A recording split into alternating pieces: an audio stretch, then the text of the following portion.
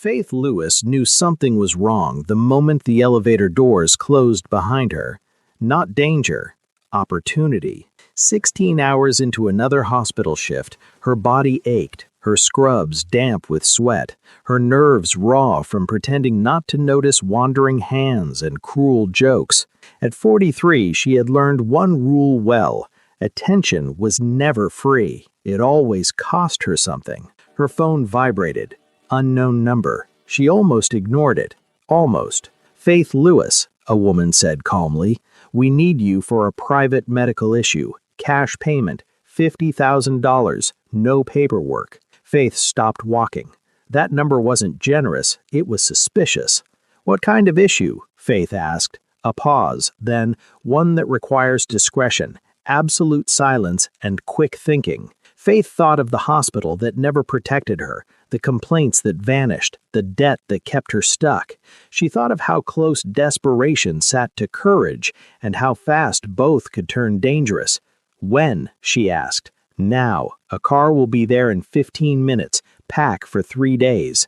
The call ended. Faith stood in the parking garage, staring at her reflection in her car window. This wasn't rescue. This was a test.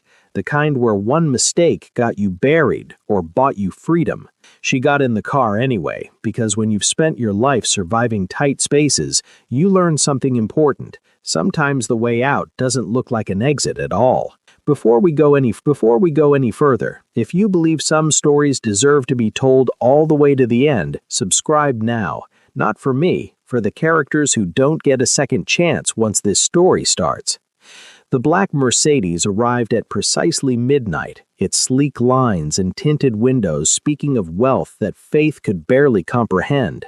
No questions were asked, no small talk was offered by the driver, an absolutely massive man whose neck was literally thicker than Faith's thigh, his shoulders so impossibly broad he had to angle himself carefully to fit properly in the driver's seat.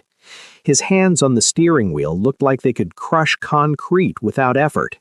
They drove through Lagos for what felt like an eternity, 40 long minutes of leaving the familiar streets behind, heading steadily toward the industrial district, where streetlights became increasingly sparse and massive warehouses loomed like sleeping giants against the dark sky. The journey took them through neighborhoods Faith had never visited, past chain-link fences topped with razor wire, around corners where shadowy figures watched their passing with predatory interest.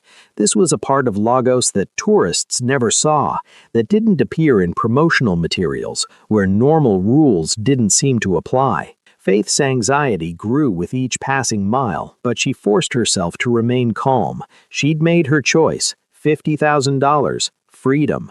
The car finally stopped smoothly in front of a building that looked completely abandoned from the outside, its windows dark and empty, graffiti covering the lower walls in elaborate tags and crude drawings. The structure appeared ready for demolition, forgotten and forsaken. But appearances, as Faith was about to learn, could be profoundly deceiving. Inside was shockingly, dramatically different. The moment they passed through the reinforced steel door, everything changed. Marble floors gleamed under subtle, expertly placed lighting that created an atmosphere of refined elegance. Artwork that probably cost more than Faith's annual salary hung on walls papered in expensive fabric. Armed men in impeccably tailored suits stationed themselves at every corner like lethal decorations, their eyes constantly scanning for threats. This wasn't a hospital or medical clinic. This was a fortress masquerading as luxury, a place where violence and wealth existed in careful balance. Ms. Lewis, a woman in her 60s, approached with graceful precision, elegant in a perfectly tailored charcoal dress that probably cost more than Faith's car. Her silver hair was pulled back in a sophisticated chignon, her makeup subtle but expert, her bearing that of someone accustomed to authority and respect. "I'm Eleanor Kwan, Mr. Lee's personal assistant and confidant. Thank you for coming on such short notice and under such mysterious circumstances. Before we proceed any further, I need your absolute word. Everything you see here, everything you hear, every detail of this consultation dies with you. Complete confidentiality is non-negotiable. Are we absolutely clear on this point? You're paying me enough to forget my own name, Faith replied, surprising herself with the steadiness in her voice despite her racing heart and sweating palms. Eleanor's lips curved slightly in what might have been approval. Good. I can see why you came highly recommended. Your discretion and professionalism have been noted in your file. Follow me closely and try not to appear too shocked by what you see. They walked through corridors that smelled incongruously of expensive cologne and gun oil, a combination Faith's emergency room experience helped her immediately recognize. She'd worked in enough chaotic emergency rooms to recognize the peculiar scent of violence lurking beneath civilized surfaces, the metallic tang of blood mixed with expensive aftershave, the bitter smell of gunpowder residue that no amount of cleaning could completely eliminate. Her heart hammered against her ribs, but she kept moving forward with determined steps. $50,000. Freedom! A chance to start over and rebuild her shattered life. They passed rooms where men spoke in hushed tones, their conversations stopping abruptly as Eleanor and Faith walked by. Faith caught glimpses of computer monitors displaying security feeds, stacks of cash being counted by machine, weapons being cleaned and maintained with professional efficiency. This wasn't just wealthy, this was organized, militaristic, dangerous. She'd walked into something far beyond a simple medical consultation. The bedroom was genuinely larger than Faith's entire cramped apartment, possibly larger than her entire floor of her apartment building. And on the massive bed, propped against silk pillows that probably cost more than her monthly rent, sat the most striking man Faith had ever encountered in her entire life, Lee Min-ho. Even sitting casually against the pillows, she could tell he was exceptionally tall, probably 6'2" or 6'3" based on his proportions and the way his legs extended across the bed. He had a sharp jawline that could cut glass, dark eyes that assessed her with the calculated intensity of a predator actively deciding if she was prey or potential threat.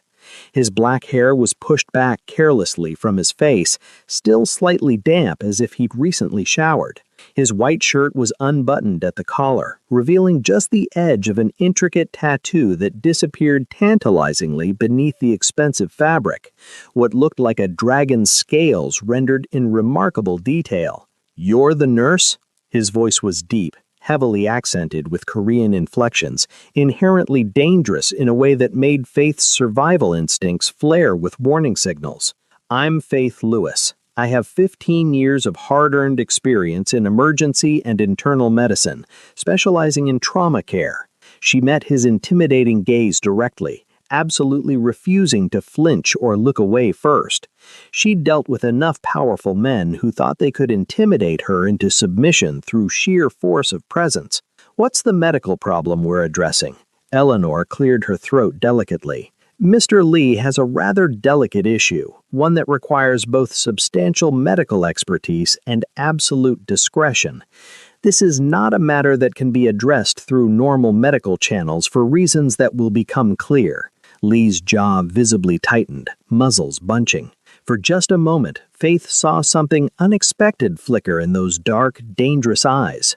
Not anger or irritation, but genuine humiliation mixed with long-suppressed vulnerability. It made him suddenly startlingly human rather than merely intimidating. "I haven't been able to achieve an erection in 15 years. He said bluntly, his accent thickening noticeably with emotion. "Multiple doctors across 3 countries, Korea, Japan, and here in Nigeria.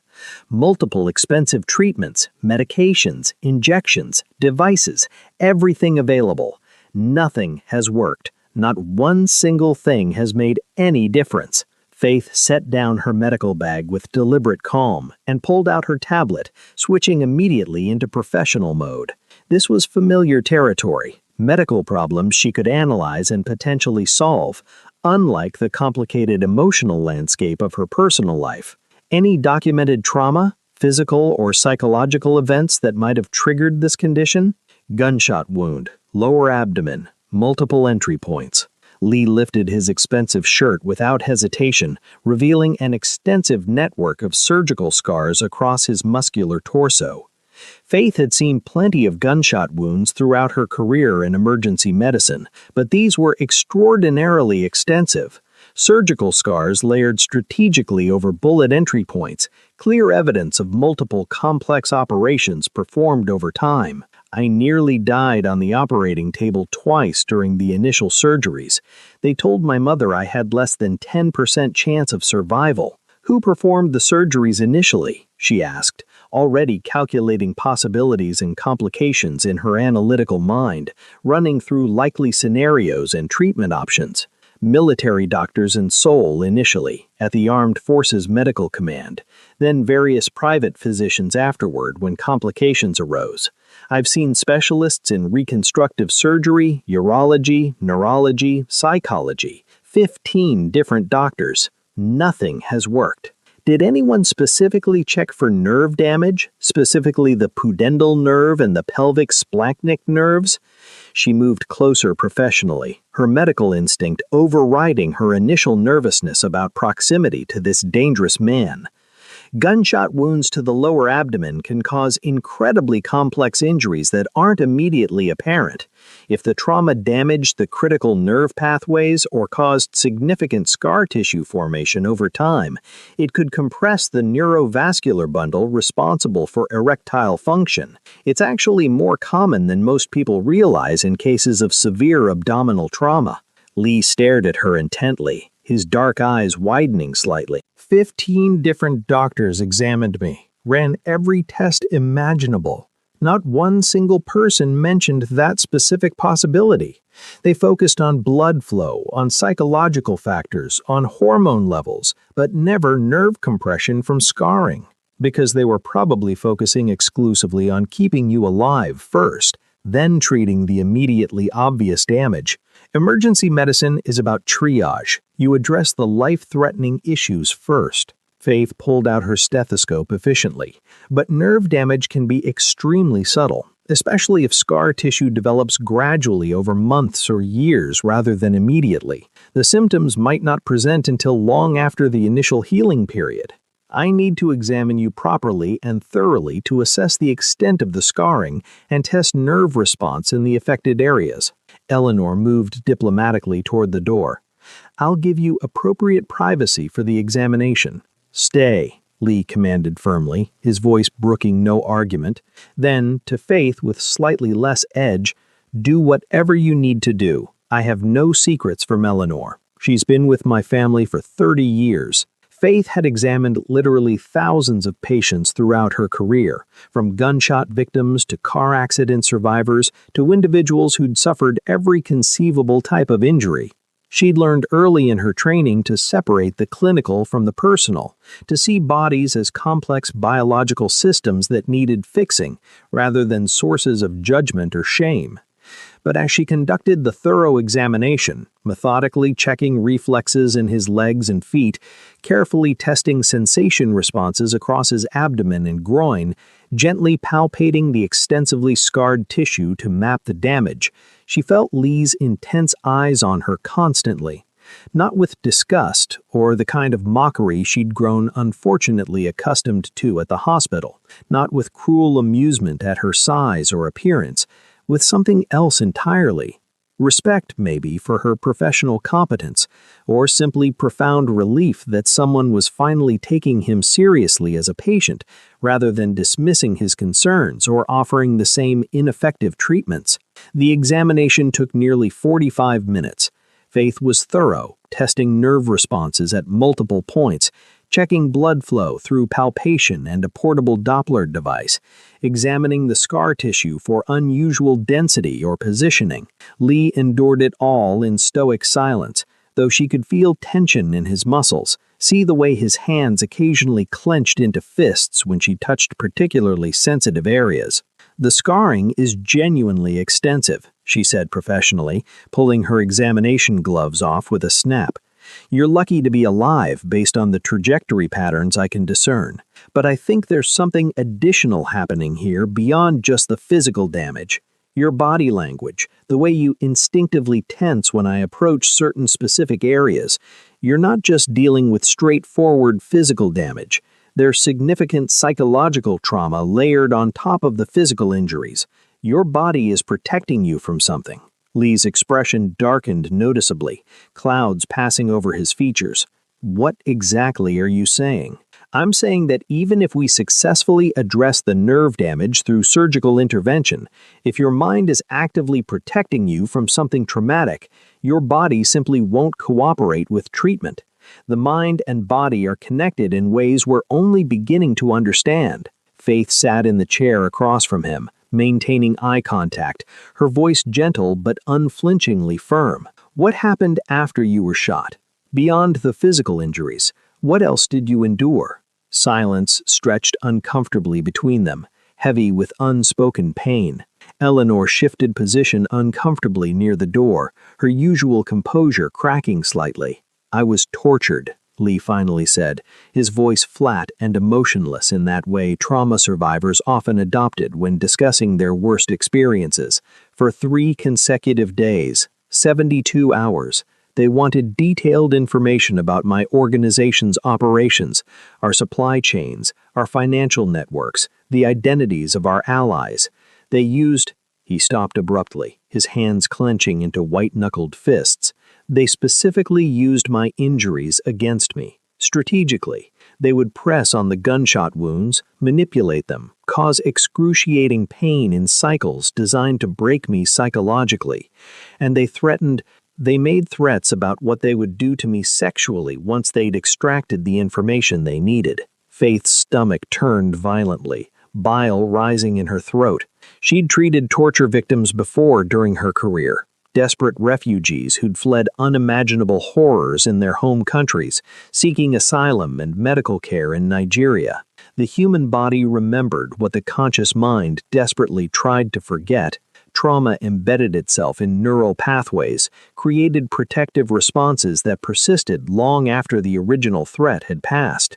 Then we have 2 distinct problems to solve, and they're interconnected, she said calmly, keeping her voice steady and professional, even as her heart ached for what he'd endured. The physical nerve damage and the psychological barrier your mind has constructed to protect you from re-experiencing trauma. The physical part, I can definitely help with that aspect. I know an exceptional specialist in nerve reconstruction, someone who owes me a significant favor from years ago and won't ask uncomfortable questions about the circumstances. He's one of the best in his field. The psychological part, that's considerably harder, but not impossible with proper treatment. You'll need therapy with someone who specializes in trauma, probably EMDR or somatic experiencing work, and you'll need to be willing to engage with that process honestly. Why are you helping me? Lee asked suddenly, his tone sharp with suspicion. You don't know me. You don't know what I've done, what I'm capable of, the things I've ordered or participated in. Why would you care about fixing someone like me? Faith looked at him, really looked at him with clear, honest eyes. Past the dangerous exterior that screamed warnings, past the obvious wealth and power that surrounded him, past the reputation she could guess he had in this world, straight to the man who'd been broken and couldn't figure out how to fix himself. She saw herself in him somehow, someone the world had decided wasn't worth proper care or consideration. Because someone should, she said simply, her voice carrying conviction, and because I know exactly what it's like when people stop seeing you as human, when they look at you and see only what's wrong, what's different, what doesn't fit their expectations, when they reduce you to a single characteristic and forget there's a whole person underneath. Something shifted in Lee's expression, a crack in his carefully maintained armor. Lee insisted firmly that she stay at the compound while they arranged the specialist consultation and planned the treatment approach. It's safer here, he said, which Faith found darkly amusing considering she was now effectively living in what was essentially a Mafia headquarters surrounded by armed men and illegal activities. But safer turned out to be surprisingly accurate in ways she hadn't anticipated. On her third day at the compound, Eleanor found her in the impressive library, a room filled with leather-bound books in multiple languages and the comforting smell of old paper and wood polish. Faith had been reading medical journals intently on her tablet, trying to research similar cases of traumatic nerve damage and treatment options, cross-referencing studies and case reports. "There's something you should know," Eleanor said seriously, sitting across from her in one of the leather chairs with unusual tension evident in her normally composed posture, "about why Lee needs this fixed urgently, about what's really at stake here." Faith closed her tablet, giving Eleanor her full attention. "That's between him and me professionally. Doctor-patient confidentiality still applies, even in unusual circumstances. This goes beyond confidentiality. There's a succession issue within the organization." Eleanor's voice was low, urgent, almost conspiratorial as she leaned forward. "Lee's uncle, Victor Park, is actively challenging his leadership position. In our world, any sign of weakness is literally death. If Victor can prove Lee is incapable in any way, physically, mentally, sexually, he can claim Lee is fundamentally unfit to lead. There will be a formal vote among the Council of Families, and if Lee loses that vote, he dies," Faith finished grimly, understanding flooding through her. Eleanor nodded confirmation, her expression grave. "Victor has already been strategically spreading rumors through carefully selected channels. Lee has a month, maybe 2 at most, before the council demands concrete proof of his capability, physical proof, or they'll side with Victor decisively. And once Victor has control, Lee won't survive." Faith completed the thought. "No one who's ever been loyal to Lee will survive," Eleanor corrected quietly. "Victor is ruthless in ways Lee isn't. Lee has rules, boundaries he won't cross. Victor has none. He'll purge anyone he sees as a potential threat. That includes me. That includes you now by association. That's absolutely barbaric. That's our world." Eleanor leaned back, her face weary. "I'm telling you this because you need to understand completely what's at stake. If you can't help him, if this is beyond your expertise or beyond medical science, say so now. Let him prepare another way to survive, to secure his position through different means before time runs out." Faith thought of Lee's face when he'd talked about the torture, the way his voice had cracked just slightly before he'd pulled the emotional walls back up protectively. She thought of all the men who'd dismissed her, hurt her, made her feel worthless, and she thought about Eleanor's fate if Victor won. This elegant woman who'd treated Faith with respect from the first moment. "I can help him," she said firmly, "but I need complete access to my contacts, and I need Lee to trust me, really trust me, not just professionally, but personally." "He already does," Eleanor said quietly. "More than he's trusted anyone in years, perhaps ever. Don't waste it." That night, Faith found Lee in his office, surrounded by papers and photographs spread across his massive desk in organized chaos. He looked up when she entered, exhaustion evident in the lines around his eyes and the slight slump in his normally perfect posture. "Can't sleep?" she asked. "Sleep is a luxury I can't afford right now. Too many threats, too many moving pieces." He gestured to a chair beside the desk. "You should rest. Tomorrow will be difficult. The preliminary tests before Raj arrives." "The specialist arrives tomorrow?" "Yes, Dr. Malhotra will be here by evening. And there's something else you should see." He pushed a photograph across the desk. Faith picked it up carefully. A blonde woman, beautiful in a cold, calculated way, with sharp features and predatory eyes. "That's Helene Voss. She works directly for Victor as his personal operative. 3 weeks ago, she tried to seduce me at a neutral meeting. When that failed spectacularly, she spread detailed rumors about my condition through the underground network. Now Victor has ammunition, and he's using it strategically." Faith studied the photo carefully, noting the woman's expression. "She's the leak. She's been feeding Victor information about your operations." "Yes, and Victor's planning something major. My sources say there's an attack coming soon, but I don't know when or how specifically. I have pieces of intelligence, but can't see the full picture yet." He rubbed his face wearily, a gesture so human it made Faith's chest ache unexpectedly. "I've survived 20 years in this violent world by being consistently 2 steps ahead of my enemies, by anticipating moves before they're made. Now I'm stumbling blind." "Then let me help." Faith set the photo down. "Not just with the medical issue. You need someone Victor doesn't expect, someone who can move through your world without raising immediate suspicion." Lee's eyes sharpened with interest. "You're offering to spy?" "I'm offering to be useful beyond medical care. I'm a nurse. I can go anywhere medical services are needed. Your men get hurt regularly. They need treatment.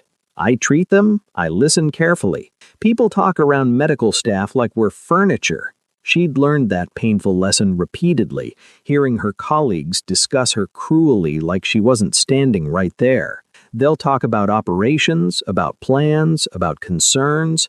I can be your eyes and ears in places you can't go. It's dangerous. If Victor discovers you're reporting to me, so is being broke and powerless in a world that eats people like me for breakfast." Faith held his gaze steadily. "I'm already here. I'm already complicit. Let me choose how I participate." Lee studied her for a long, measuring moment, his dark eyes searching her face as if trying to read her soul. Then he smiled, a genuine smile that transformed his face from dangerous to devastating, from threatening to almost tender. "You're not what I expected. Neither are you." The moment stretched between them, charged with something Faith didn't want to name yet, and connection that felt both dangerous and inevitable. Then Lee's phone buzzed insistently on the desk. He glanced at the screen, his expression hardening instantly into something cold and lethal. "We have a problem. One of my warehouses just exploded. 4 men confirmed dead, 6 seriously injured, 2 missing. This wasn't an accident." He stood quickly. "I need to go immediately." "I'm coming with you," Faith said, already grabbing her medical bag from where she'd left it near the door. "Faith, you said your men are injured. I'm a trauma nurse. This is literally what I do, what I trained for." He hesitated, then nodded decisively. "Stay close to me, always within my line of sight." The warehouse was absolute chaos when they arrived. Flames still licked hungrily at the collapsed sections of the building, firefighters battling the blaze while Lee's men tried desperately to pull survivors from the smoking rubble. The air was thick with smoke and the smell of burning chemicals. Faith rushed toward the injured immediately, her training taking over completely. "Compound fracture left leg," she called out, kneeling beside a young man whose bone protruded sickeningly through his skin. "I need clean water, sterile bandages, and something to splint this immediately." Someone thrust supplies into her hands. She worked quickly and efficiently, stabilizing the leg, checking carefully for arterial damage that could lead to life-threatening bleeding. Around her, men groaned in pain, some calling out in Korean. She moved from patient to patient with practiced efficiency, triaging, treating, keeping people alive until proper medical help could arrive. She didn't notice the man approaching from her blind side until he grabbed her arm roughly, his fingers digging into her flesh. "Pretty thing, aren't you?" he slurred, his breath reeking of alcohol and smoke. "What's a fat bitch like you doing playing doctor?" Faith's body froze instinctively, muscle memory from too many similar encounters taking over. "Not again. Not here." The man's grip tightened painfully, his other hand reaching for her chest. "Let me—" He didn't finish the sentence. Lee materialized behind him like a shadow, one hand clamping on the man's wrist with enough force that Faith heard bones crack audibly. The man screamed, "Touch her again, and I'll feed you to the dogs piece by piece," Lee said, his voice so cold Faith felt it in her bones. He threw the man to the ground where he lay whimpering. "Get him out of my sight, now." 2 men dragged the screaming drunk away. Lee turned to Faith, his expression shifting from murderous to concerned in an instant. "Are you hurt? Did he injure you?" Faith's hands were shaking, but she forced herself to breathe deeply, to center herself. I'm fine. I need to finish treating these men. Faith? I said I'm fine. She pulled away, moving to the next patient who was bleeding from a head wound, but she felt Lee's eyes on her for the rest of the long night, a constant protective presence that was both comforting and unsettling. The specialist arrived 2 days later as promised, Dr. Raj Malhotra, a reconstructive surgeon Faith had worked with years ago in Lagos when they'd both been part of an emergency medical team treating victims of a terrorist bombing. He was brilliant and discreet, 2 qualities worth their weight in gold. The examination took 3 intensive hours in a converted medical room within the compound. Faith assisted, her hands steady as Raj conducted nerve conduction studies using specialized equipment, detailed imaging scans with a portable MRI unit, and psychological assessments using standardized trauma screening tools. Lee endured it all with stoic silence, but Faith saw the tension in his shoulders, the way his jaw clenched when Raj probed certain areas, the slight flinch when memories of trauma were triggered. Finally, Raj pulled off his gloves with a snap and gestured for Faith and Eleanor to join him outside the examination room. The good news: the nerve damage is repairable through microsurgical techniques. There's compression from scar tissue, but with surgery and aggressive physical therapy, I can restore function. Maybe not to 100%, but enough. And the bad news? Lee asked. The psychological component is extremely significant. Even if I fix the physical damage perfectly, your mind might still block the response through protective mechanisms. Your body has associated sexual arousal with extreme pain and trauma. You'll need therapy, real therapy, not just medication or simple counseling. Intensive, trauma-focused work. How long? Lee's voice was tight. Surgery next week once we finalize the approach.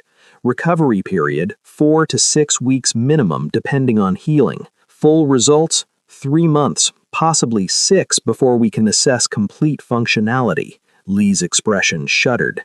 I don't have 3 months. Then you need to buy time, Raj said bluntly, or find another solution to your political problem. After Raj left to review the scans more thoroughly, Faith found Lee on the balcony, staring out to the city lights that glittered below like fallen stars. She brought him tea, something she'd learned he preferred in the evening, jasmine green tea without sugar. 3 months is impossible, he said without turning. Victor will move before then. The council meeting is in 6 weeks. Then we make it possible. Faith set the tea down on the small table. Victor wants proof you're weak, so we give him proof you're not. How? Faith had been thinking about this since Eleanor's revelation, turning possibilities over in her mind. The medical issue isn't really the problem from a political standpoint. It's what it represents, your vulnerability, your inability to produce an heir to secure your bloodline, your perceived weakness. So we attack those perceptions directly instead of waiting for medical treatment to resolve the physical issue. She moved to stand beside him. You need to demonstrate strength in ways that matter to the council. Take aggressive action against Victor's operations. Show them you're still the apex predator. And you need me to quietly spread word that you're seeking treatment, that the issue is being resolved through medical intervention. Make it a power move, not a weakness. Lee Min-ho is so confident that he openly admits his vulnerabilities and crushes anyone who dares exploit them. Lee turned to look at her, his dark eyes intense. You think like a strategist, like someone trained in political maneuvering. I think like a survivor. Faith met his gaze. And right now, we're both fighting to survive in our own ways. Why do you care? The question was soft, genuine. You could take your money and disappear into any city in Africa or beyond. Why stay here? Why risk getting involved in something dangerous?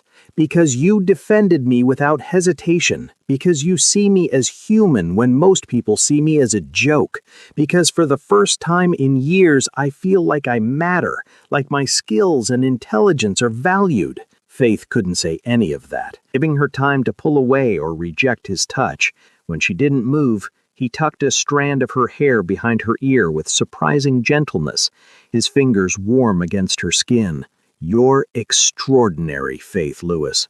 Truly extraordinary." Her breath caught in her throat. Before she could respond, formulate any kind of reply, Lee's phone rang shrilly. He answered, listened, his expression darkening moment by moment. "When?" A pause. "I'm coming now." He hung up. "We have a situation. My men found evidence that the warehouse explosion wasn't an accident. It was a coordinated hit, and they have a suspect in custody. Someone on my inner circle, someone I trusted." Faith's blood ran cold. "Who?" "That's what I'm going to find out. Stay here." "No." Faith grabbed her bag. "If there's a traitor in your organization, they know about me by now. Staying here alone makes me a target. I'm safer with you." Lee's jaw tightened, but he nodded grimly. "Stay behind me, always. And if I tell you to run, you run without question."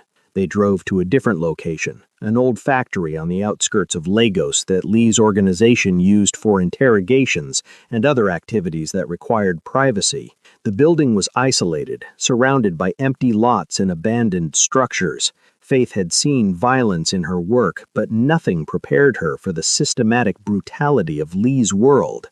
The suspect was tied to a chair in the center of a large room, blood dripping from his split lip, one eye swollen shut, bruises forming on his exposed arms and torso.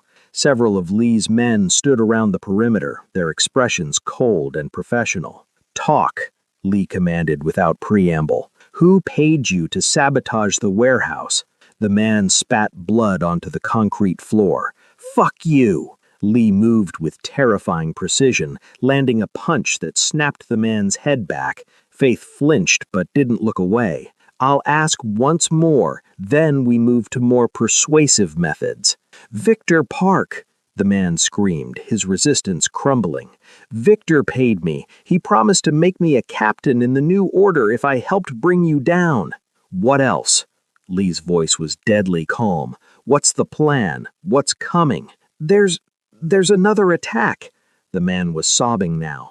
"Tomorrow night, your compound. Victor's bringing in outside muscle, 20 men, heavily armed mercenaries. They're going to kill everyone and make it look like a rival gang hit, eliminate your entire inner circle." Faith's stomach dropped. 20 armed men. This wasn't just a power play. This was an execution, a complete takeover. Lee turned to his second-in-command, a lean man named Marcus Kim. "Get everyone to the safe house, now. Leave a skeleton crew to make it look occupied, but I want women, children, non-combatants out within the hour." "What about you?" Marcus asked. "I'm ending this tonight." Lee looked at Faith. "I'm taking you somewhere safe." "No." Faith stepped forward, her mind racing through possibilities. "Listen to me carefully. You can't just evacuate and wait for Victor to attack an empty compound. He'll know you figured out his plan, and he'll change tactics, disappear and regroup. You need to turn his attack against him." Lee's eyes narrowed with interest. "What are you suggesting?" "A trap. Let him think he has the element of surprise, but we prepare. Position your best people in defensible locations, fortify critical areas, set up ambush points that funnel attackers into kill zones, and," she hesitated, "and you need me there." "Absolutely not." "Yes." Faith's voice was firm, brooking no argument. "Because when his men come, some of yours will get hurt. Gunshot wounds, shrapnel injuries, blunt force trauma. You'll need immediate medical intervention. The difference between life and death in trauma is measured in minutes, not hours. I can set up a triage station in the most protected area. Keep your people alive while they fight." You're not a soldier. You have no combat training. No, but I'm a nurse who's worked in emergency rooms where people came in with gunshot wounds, stab wounds, crush injuries from car accidents. I've worked trauma situations where we lost power and had to operate by flashlight. She moved closer to him. And think about the message it sends to your organization and to Victor. Lee Min-ho is so confident, so secure in his power that he brings his personal nurse to a battle. It's not weakness, it's absolute power. Lee stared at her for a long moment. Then, incredibly, he smiled slightly. You're terrifying, do you know that? In the best possible way. I'm practical. Faith allowed herself a small smile back. So, do we have a plan? The next 24 hours were a blur of intense preparation. Lee's men transformed the compound into a fortress, reinforced defensive positions with sandbags and steel plates, hidden weapons caches strategically placed throughout the building, carefully placed barriers that would funnel attackers into carefully planned kill zones where Lee's people would have maximum advantage. Faith set up her medical station in the reinforced basement, the most protected area of the compound, with thick concrete walls on all sides. She stocked supplies meticulously: IV fluids, antibiotics, pain medications, surgical tools, bandages, tourniquets, chest seals for pneumothorax, everything she might need to keep wounded men alive. She organized instruments by likely need, ran through trauma protocols in her head repeatedly, prepared blood typing equipment.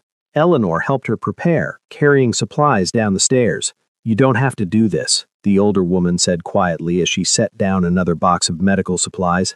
Lee would understand if you left. He wouldn't hold it against you. Would he? Faith taped down an IV line setup. Or would he see it as another person abandoning him when he's vulnerable, when he needs support most? Eleanor smiled sadly. You see him clearly. Not many people do. They see the power, the violence, the danger.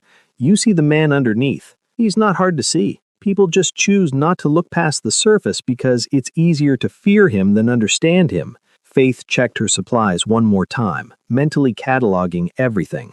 Tell me the truth. Do we actually have a chance of surviving this? Lee has survived impossible odds before. He's brilliant at strategy, ruthless when necessary, and his men are loyal. Eleanor shook her head.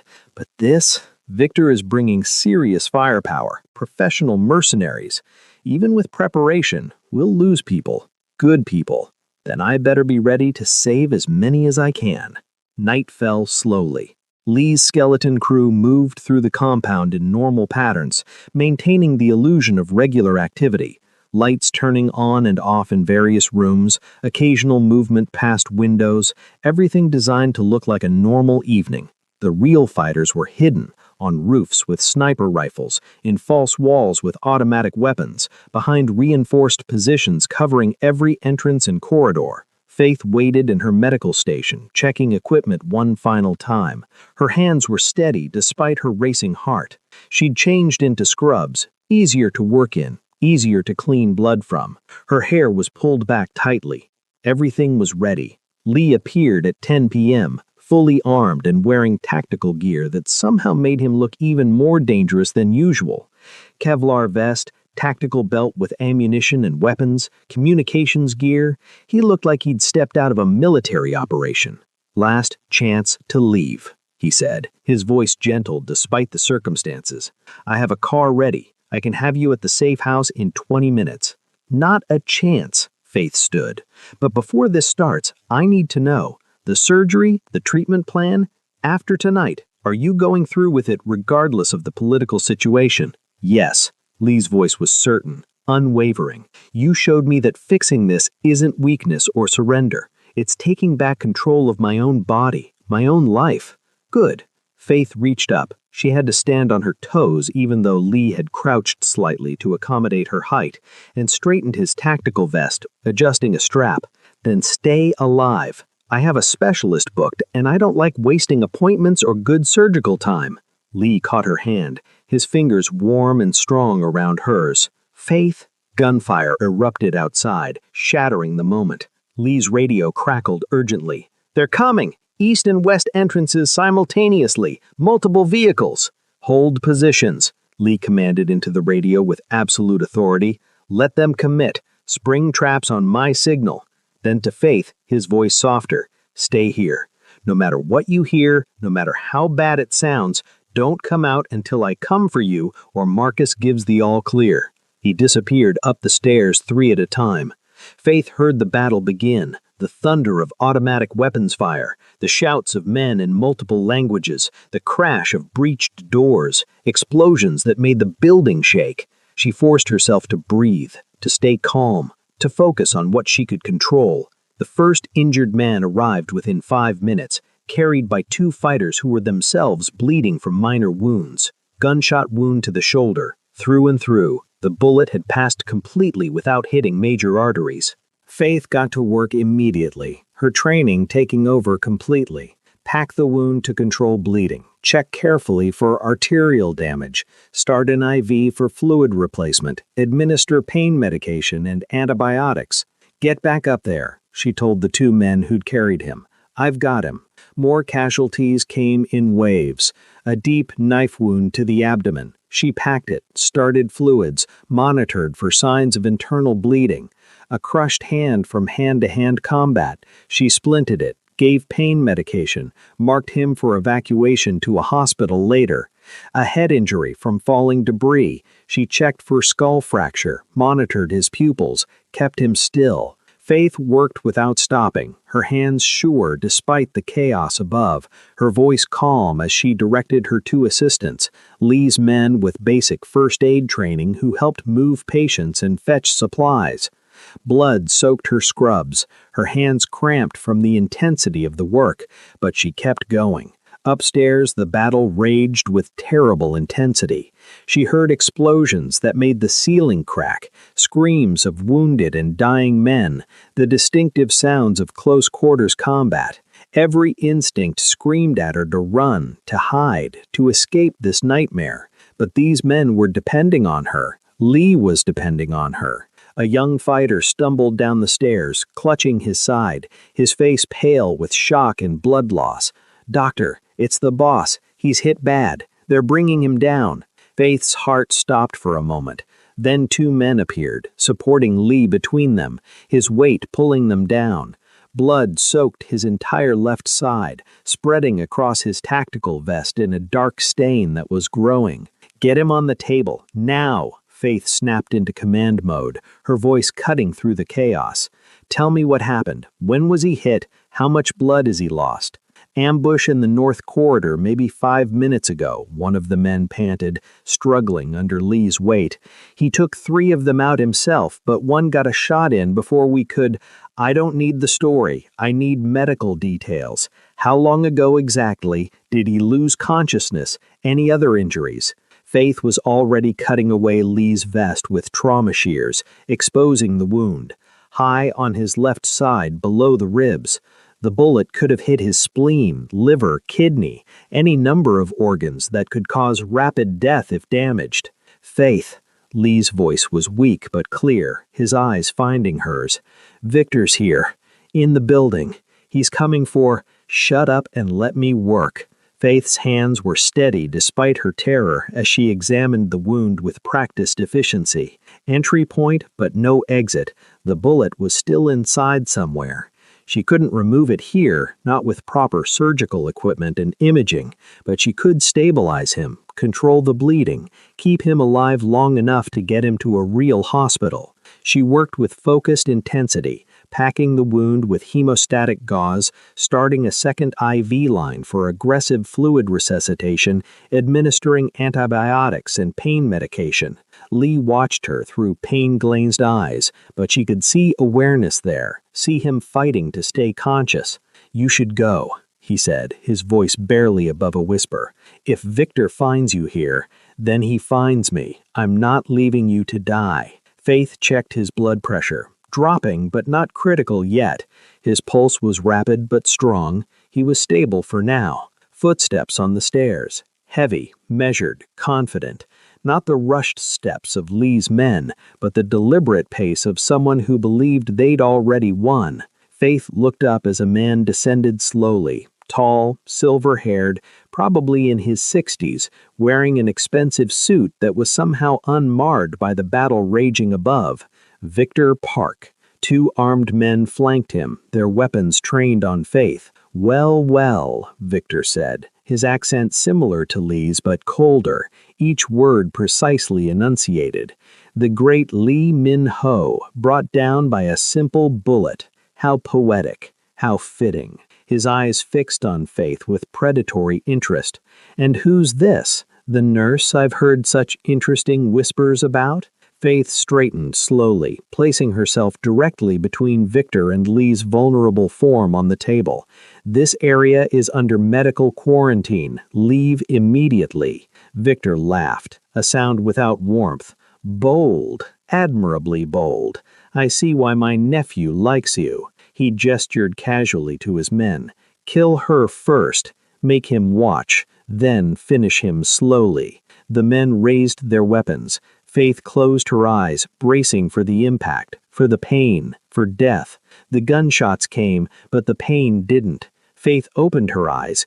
Victor's 2 men were on the ground, blood pooling rapidly beneath their bodies. Standing in the doorway was Marcus Kim, his weapon still raised and smoking. "Sorry I'm late, boss," Marcus said calmly, his voice professional. "We've secured the building. Victor's men are either dead or surrendered. It's over." Victor's confidence cracked, his expression shifting to fear. "You can't kill me. The council has rules." "The council can go to hell," Lee rasped from the table, pushing himself up slightly despite Faith's restraining hand. "Marcus, take him to the holding cells. I want him alive for questioning. We need to know who else was involved." As Marcus and 2 other men who'd appeared dragged the struggling Victor away, Faith returned her full attention to Lee. "You need a hospital, real surgery with proper equipment.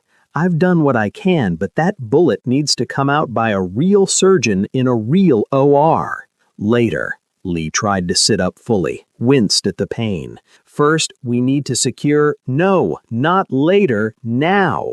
Faith's voice was absolutely firm, leaving no room for argument. "You can consolidate power and handle Victor after you're not actively bleeding internally. You hired me to keep you alive. Let me do my job properly." Lee studied her face for a moment, then smiled weakly. "Yes, ma'am. I know better than to argue with my nurse." The surgery took 6 grueling hours. Dr. Raj Malhotra performed it in a converted surgical suite within Lee's compound.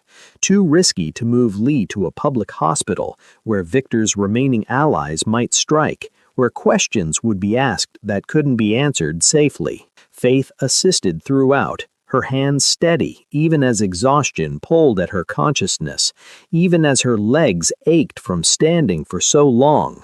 The bullet had nicked Lee's spleen but fortunately missed the major vessels. Incredibly lucky considering the trajectory and angle. Raj removed the bullet carefully, repaired the splenic damage with precise sutures, checked for any additional internal injuries, and declared Lee would make a full recovery with proper rest and careful monitoring. "He'll be in significant pain for several weeks," Raj told Faith afterward as they scrubbed out. "Keep him on the medication schedule religiously. Watch carefully for signs of infection or internal bleeding, and for God's sake, don't let him do anything stupid like trying to work or fight within the next month." "That last part might be impossible given his personality," Faith replied, earning a tired laugh from Raj. "Then sedate him if necessary. Doctor's orders." Raj squeezed her shoulder. "You did excellent work tonight, Faith. Under impossible conditions. Those men you treated, at least 3 of them wouldn't have survived without your immediate intervention." She stayed by Lee's bedside for the next 3 days, monitoring his vitals every hour, changing his surgical dressings twice daily, forcing him to eat even when he had no appetite, managing his pain medication carefully to keep him comfortable without over-sedating him. The compound slowly returned to a semblance of normalcy around them. Repairs were made to damaged structures, wounded were treated and sent home or to hospitals with cover stories. Funerals were held for the 3 men who died defending the compound.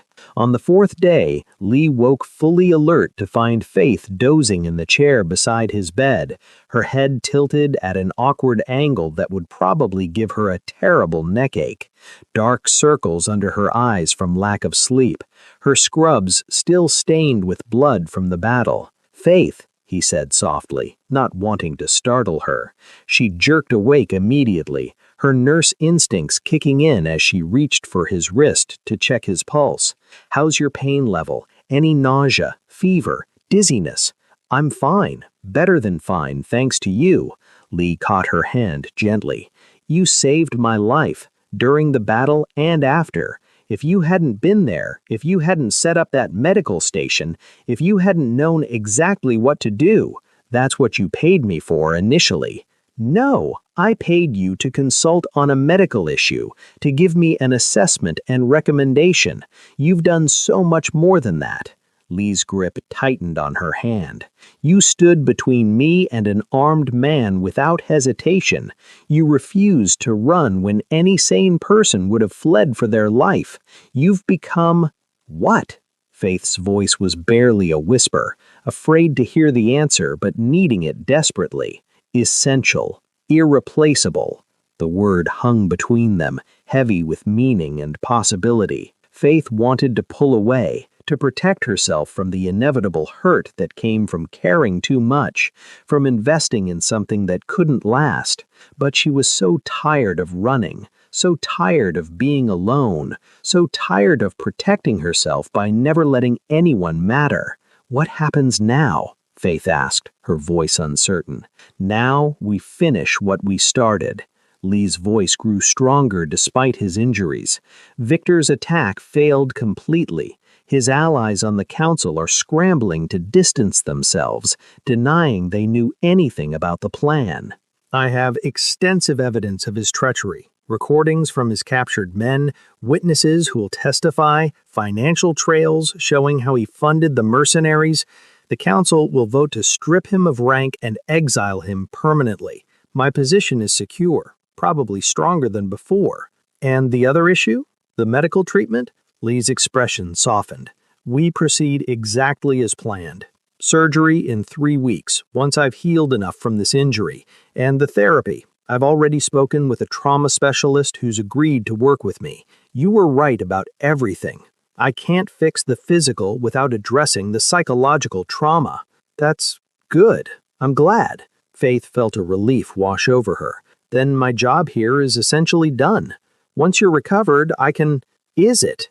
Lee pulled her closer gently, his dark eyes intense and searching. "Is your job done? Or is it just beginning?" Faith's breath caught in her throat. "Lee, I'm not asking you to love me. I'm not even asking you to stay forever, to make promises neither of us can keep." His voice dropped lower, becoming almost vulnerable. "But stay for now. Help me through the recovery, through the surgery and therapy. Let me show you what it's like to be truly protected, genuinely valued, completely seen for who you are.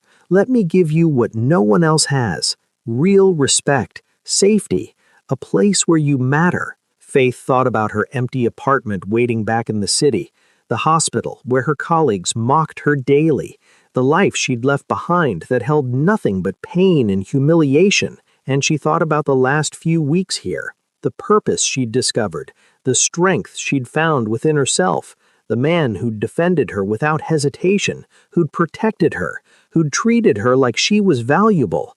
"Okay," she whispered, the word barely audible. "I'll stay." Lee's smile was genuine, transforming his face. "Thank you." 6 months later, Faith stood in Lee's office, reviewing intelligence reports spread across his desk like she'd been doing this work her whole life. She'd discovered an unexpected talent for strategic analysis. Her medical training made her excellent at spotting patterns in data, identifying weaknesses in enemy operations, predicting outcomes based on available information. The Volkov organization is moving product through the southern docks according to these shipping manifests, she told Lee, pointing to specific entries on the manifest she'd obtained through one of their contacts. But their security is heavily concentrated here, on the main warehouse. If you wanted to disrupt their operation without direct confrontation that could start a war, you'd hit their transport trucks here, along this route, where they're most vulnerable and security is lightest. Lee studied the map carefully, his finger tracing the route. Then he smiled. Brilliant analysis. Marcus, implement Faith's plan exactly as she's outlined it. Marcus nodded with respect. Over the past months, Lee's entire organization had grown to respect Faith. She'd saved too many of their lives during Victor's attack for them to see her as anything but an invaluable asset. She treated their injuries, she provided strategic advice, and she'd become an integral part of their operations. The door burst open suddenly. Eleanor rushed in, her normally composed face pale with alarm. "We have a serious problem. Helene Voss is back in the city. She's at the Meridian Club right now, meeting with Anatoly Volkov. Our sources say she's offering detailed information about our operations in exchange for protection and asylum." Lee's expression hardened instantly. How much does she know? Enough to hurt us significantly. She was sleeping with one of our accountants before Victor's attack, pumping him systematically for sensitive information. She knows our financial structures, our shipping routes, possibly even safe house locations. Faith's mind raced through possibilities. Helene was the woman from the photograph, the one who'd tried to seduce Lee and then betrayed him to Victor. She was dangerous specifically because she understood how to weaponize intimacy, how to extract information through manipulation. "I have an idea," Faith said slowly, a plan forming, "but you're probably not going to like it initially." 20 minutes later, Faith walked into the exclusive Meridian Club wearing a designer dress that Eleanor had procured, tailored perfectly to flatter her curves rather than hide them, expensive fabric that whispered wealth with every movement. She'd learned something important over the past months. Confidence was the best accessory anyone could wear, and right now she had plenty of confidence. Helene sat in a private booth with Anatoly Volkov, a bear of a man with cold blue eyes and a reputation for extreme violence. Faith approached with a warm, professional smile. "Helene Voss, Faith Lewis. I'm Mr. Lee's personal physician and medical director." She extended her hand. "I'm so glad I found you here. There's an urgent medical situation I need to discuss with you, privately." Helene's eyes narrowed with suspicion. "I'm in a meeting. This concerns your immediate health, specifically the infection you may have contracted from Jungwoo Park." Faith kept her voice professional, purely medical. "He recently tested positive for a particularly resistant strain of a sexually transmitted infection. Anyone who had intimate contact with him needs immediate treatment. The infection can cause serious complications if left untreated: infertility, chronic pain, potentially even systemic infection." Helene's face went white, all color draining instantly. Jung-woo was the accountant she'd been sleeping with to extract information. It's nothing to be embarrassed about. These infections are quite common." Faith gestured toward the exit. "But treatment is time-sensitive. My car is outside. The treatment is simple, just antibiotics and a follow-up test. But we need to start immediately to prevent complications." Anatoly's expression shifted from interested to disgusted. "We'll reschedule," he told Helene coldly, clearly wanting nothing to do with potential infection. Helene had no choice but to follow Faith outside, where Lee's men were waiting. They grabbed her before she could scream, pulling her efficiently into the waiting car. In the back seat, Faith dropped the professional facade completely. "Jung-woo doesn't have an infection, but you do have a problem. You betrayed Lee Min-ho, and he wants to know exactly what you told Victor's organization and what you're selling to Volkov." Helene's face twisted with rage and fear. "You fat bitch, you think you can—" Faith's hand shot out with practiced precision, grabbing Helene's wrist and applying pressure to a specific nerve point that made the other woman gasp in sudden pain. I'm a trauma nurse. I know exactly where every nerve cluster is located, how to cause maximum pain without leaving visible marks, so I strongly suggest you cooperate fully. By the time they reached the compound 30 minutes later, Helene had given up everything. Victor's entire network of contacts, the accountant's complete betrayal including copied financial records, the specific information she'd sold to various rivals, the locations of safe houses she'd compromised. Lee had what he needed to dismantle the remaining threats against his organization and secure his position permanently. "You were magnificent," Lee told Faith later in the privacy of his office after Helene had been secured. "I was practical, though I admit it felt good to turn her own weapons against her, to use manipulation right back." Lee moved closer, his hand cupping her cheek gently. "The surgery is scheduled for tomorrow morning. Are you nervous?" "No. Dr. Malhotra is genuinely the best in his field, and you've been doing the psychological work consistently. You're ready. I'm ready because you made me ready." Lee's thumb brushed across her cheekbone. "You've given me back something I thought I'd lost forever. Hope, real hope for the future." Faith's eyes stung with unexpected tears. "You gave me something too, purpose beyond just surviving. Respect I'd never experienced before, a place where I genuinely matter, where my contributions are valued. You matter everywhere, Faith. The world just wasn't looking properly before." The surgery was completely successful. Dr. Raj Malhotra reported that nerve function had been restored, the scar tissue removed, the compressed nerve bundles carefully freed.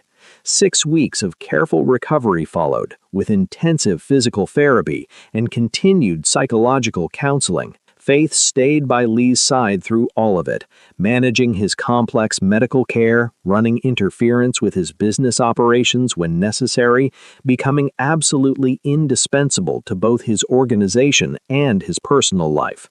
3 months after the surgery, Lee called a formal meeting with his counsel. Faith waited outside the conference room, her stomach tight with nervous tension despite herself. This was the ultimate test. Could Lee prove he was whole, capable, fit to lead without any questions about his capability? The meeting lasted 2 tense hours.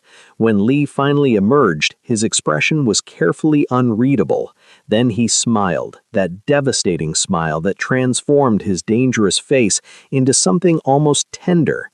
"It's done, completely done. The council unanimously confirmed my leadership without conditions. Victor has been permanently exiled with orders that he'll be killed if he ever returns. My position is absolutely secure." Faith felt relief flood through her body. "Congratulations." "There's more." Lee pulled her into his office, closing the door. "I told them about you, about how you saved my life during Victor's attack, how your medical expertise restored my health, how your strategic intelligence has helped secure multiple operations successfully. I proposed making you an official advisor to the organization with full authority." Faith's heart raced. "What did they say?" "They agreed unanimously. You have a permanent place here, Faith, not as my nurse, but as my partner in every sense." Partner. The word settled over Faith like a warm blanket, heavy with responsibility and possibility and hope. "I accept," she said firmly. "On one condition." "Name it." "We're equals in this partnership. I'm not your subordinate or your dependent. If I'm advising you, you actually listen to my counsel.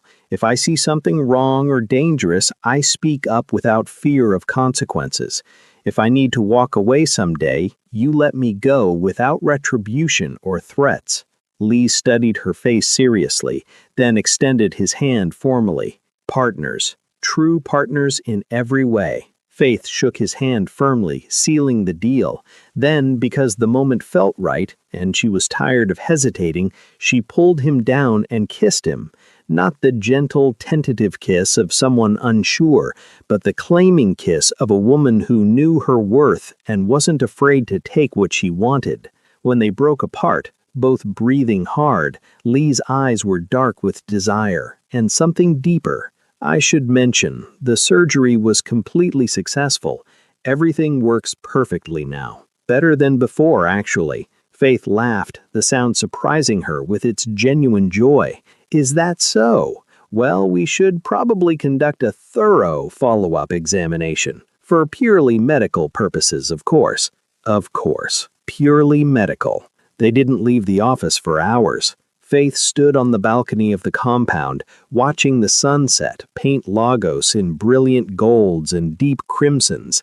1 year ago, she'd been a nurse drowning in debt and humiliation, invisible and undervalued.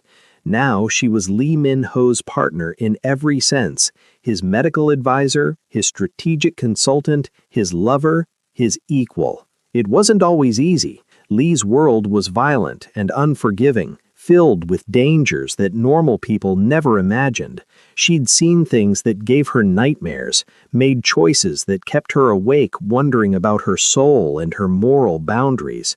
But she'd also found genuine purpose, real power, and a man who saw her as she truly was, not despite her size or appearance, but as a complete person whose skills and intelligence mattered. Thinking deep thoughts? Lee wrapped his arms around her from behind, his warmth solid and reassuring against her back. Thinking about how strange life is, how one phone call changed absolutely everything. Regrets? Faith leaned back against him, secure in his embrace. Not one single regret. Lee's phone buzzed insistently. He checked it, his body tensing slightly. We have a situation developing. Anatoly Volkov is moving aggressively against our northern operations. It's going to get bloody. 6 months ago, Faith would have been terrified by such news. Now she turned in his arms, her mind already working through scenarios, strategies, potential solutions. Then we better get to work, she said calmly. They walked back inside together, equal partners preparing for whatever battle came next. Behind them, the sun set on who they used to be and rose on who they'd become. Two damaged people who'd found unexpected strength in each other, forging something unbreakable in the fire of survival and mutual respect. The war with Volkov would be brutal, but Faith wasn't afraid anymore. She'd learned something important over the past year. She'd survived everything life had thrown at her through sheer determination. And now, with Lee by her side and her own power firmly in hand, she was ready for whatever came next. Together, they were genuinely unstoppable.